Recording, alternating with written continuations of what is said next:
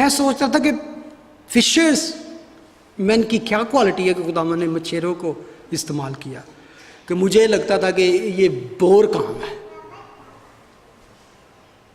कांटी फेंक दो, कुंडी सुट दो, बैठे रहो।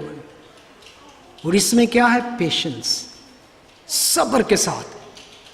जो खुदा की खिदमत में चलते हैं उनमें सब्र, इन जैसा सब्र होना चाहिए बस, और फोकस उसके ऊपर। और ये थकते नहीं, दोबारा, फिर दोबारा, over and over and over.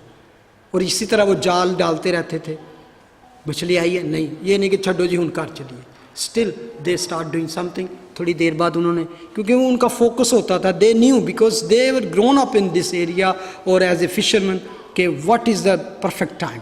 और राइट मोमेंट जब फिश उस एरिया में आ रही हैं, उन्होंने वहाँ पे जो भी उनके लिए फूड डाली है, तो जब वो वेट कर रहे होते हैं तो दे इवन डोंट मूवमेंट उनकी होती है, वो जो स्लो कर देते हैं या अपने आप को हाइड कर लेते हैं कि उनको देखकर फिश भाग ना जाए या इधर उधर, तो अपने आप को हाइड कर देते हैं।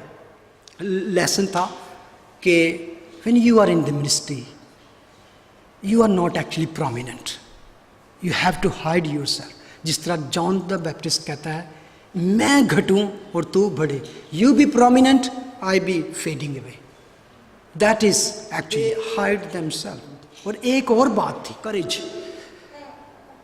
You need to have a great courage to be a fisherman. क्या?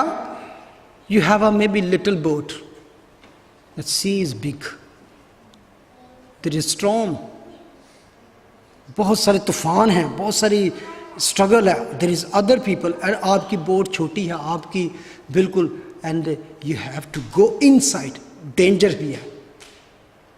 करेज, छोटी बोट को फौरन तूफान आ सकता है और इसको